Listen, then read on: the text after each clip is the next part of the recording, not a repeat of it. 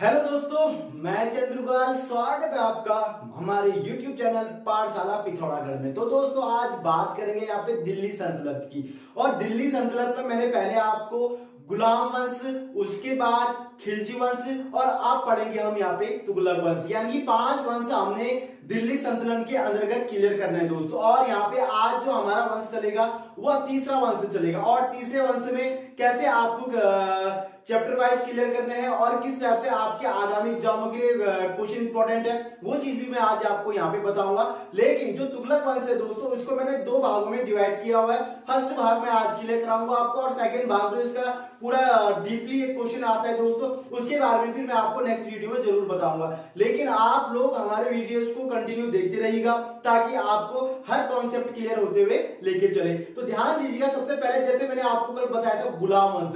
गुलाम वंश में मैंने आपको क्या बताया कि गुलाम वंश के प्रथम जो शासक थे कुतुबुद्दीन ऐबक, और अंतिम शासक कौन थे? शम्मुद्दीन। और उसके बाद मैंने बताया था खिलजी वंश जो थे जलालुद्दीन खिलजी, उसके प्रथम शासक थे, और अंतिम शासक कौन थे? उसके मुबारक खिलजी। तो दोस्तों, ये चीजें मैंने आपको बताई थी और उनका समय काल भी आपको याद करना है। खिलजी वंश चला था 1206 से 1290 तक, और गुलाम वंश चला था 1206 से 1290 तक। खिलजी वंश चला था 1290 से 1320 तक। अब जो हम पढ़ेंगे तुगलक वंश जो चला हुआ है 1320 से, खिलजी वंश जो चला हुआ है 1320 से 1398 तक। लेकिन यहां पे कई इतिहासकारों ने इसको 1320 से 1414 तक लिया हुआ है दोस्तों, ये ध्यान दीजिएगा। लेकिन हमारे जितने भी पीसीएस के एग्जाम होते हैं उसमें जितने भी हमसे डेट वाइज पूछा जाता है वो सारे डेट 1320 से 1414 तक पूछा जाता है। तो आप लोग ध्यान दीजिएगा कि 1398 तक तो है ही,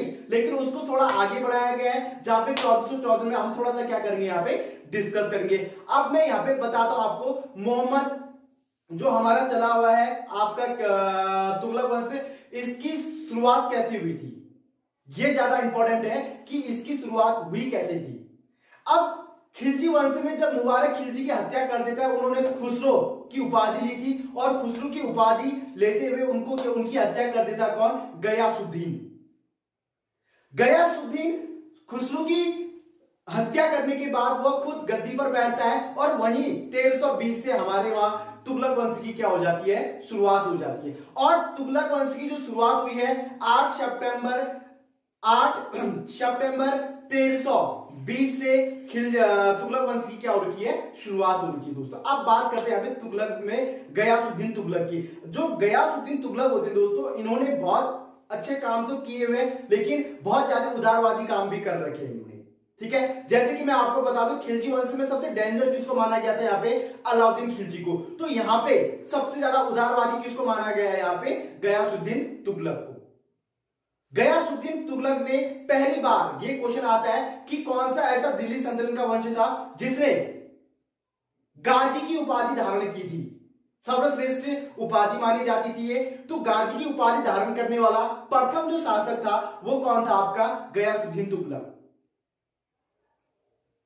गयासुद्दीन तुगलक गाजी की उपाधि धारण करता है, और उसके बाद वो हमारे भारत में सबसे महत्वपूर्ण काम क्या करता है? 29 बार मुगलों के आक्रमण से भारत को बचाता है। यह बहुत बार पूछा गया क्वेश्चन है कि 29 बार भारत में आक्रमण, मुगलों के आक्रमण से किस शासक ने भारत को बचाया था? तो वो कौन था? आपका गयासुद्दीन तुगलक। यह आपको याद होना चाहिए दोस्तों। उसके बाद ज्यादा इनका कार्यकाल नहीं रहता है। 1320 से लगभग 1325 में, लगभग 1320 से 1325 में उनकी हत्या कर दी जाती है। कभी कहते हैं कि उनकी हत्या क्या कहते हैं? जानबूझ के की गई, कोई कहते हैं उनका कोई सोचा समझा हुआ था, और कुछ लोग, कुछ इतिहासकार इसको क्या मानते हैं? हादसा मानते हैं। अब रीजन क्या है ये मैं आपको बताता हूं। जूना खां इनका पुत्र होता है, जिसको बाद में अलाउद्दीन तुगलक की उसको क्या दी गई थी? उपाधि दी गई थी, मतलब उनका नाम चेंज कर दिया गया था। लेकिन उस समय जूना खां उनका पुत्र हुआ करता था। तो गयासुद्दीन किसी जगह से युद्ध जीत के आते हैं, और जैसे घर आते हैं तो उनके स्वागत के लिए एक लकड़ी का महल बनाया जाता है, और उनको आमंत्रित किया जाता है दोस्तों। किसके द्वारा? उनके पुत्र के द्वारा, जिनका नाम था जूना खां। और जैसे उनको आमंत्रित किया जाता है तो उनको अंदर बिठाने के बाद अचानक जो लकड़ी की जो महल होती है वो अचानक ढह जाती है और उनसे दब के गयासुद्दीन की क्या हो जाती है, यहाँ पे मृत्यु हो जाती है। तो ये था एक तुगलक वंश का जो प्रथम शासक था गयासुद्दीन की मृत्यु। उसके बाद उनका पुत्र जो मैंने अभी कहा जूना खां, जूना खां फिर गद्दी पर बैठते हैं और गद्दी पर बैठने के बाद फिर वो अपना काम करना स्टार्ट करते हैं। अब उनका काम ज्यादा, उनका जो कार्यकाल रहा हुआ है, हालांकि पूरे वंश में उनके तुगलक वंश में सबसे लंबा कार्यकाल जूना खां का ही माना जाता है। जैसे वो गद्दी पर बैठते हैं 1225 से 1251 के बीच में, उनका कार्यकाल भी याद करना है। जैसे मैंने आपको बताया यहाँ पे गयासुद्दीन 1320 से 1325 तक बैठता है और 1325 के बाद फिर कौन बैठता है आपका, उनका पुत्र जूना खां, जिनको बाद में मोहम्मद तुगलक के नाम से जाना गया है। मोहम्मद तुगलक 1325 से 1351 के बीच पर गद्दी पर बैठता है। अब इनका कार्य क्या क्या रहा इसके बारे में छोटा सा डिस्कस करूंगा। उसके बाद फिर मैं सेकंड पार्ट जब स्टार्ट करूंगा उसके बाद स्टार्ट करते हुए इसको क्लियर करते हुए मैं बताऊंगा कि आपको क्या क्या इसमें रीजन रहे हुए। अब जो मोहम्मद तुगलक होता है दोस्तों, ये काम क्या करता है, ये सबसे पहले तो अपने पापा की जो इन्होंने नींव रखी होती है उसका ठीक उल्टा काम करता है। कहा जाता है कि उस समय का सबसे समझदार व्यक्ति माना जाता है और उस वंश का, पूरे दिल्ली सल्तनत का सबसे पढ़ा लिखा व्यक्ति भी मोहम्मद तुगलक को ही माना जाता है। लेकिन काम इसके अच्छे नहीं होते दोस्तों, ये भी बहुत बार इतिहासकारों ने बताया है।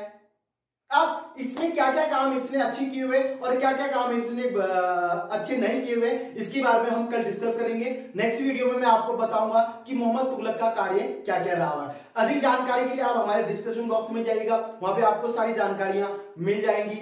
जय हिंद, जय भारत।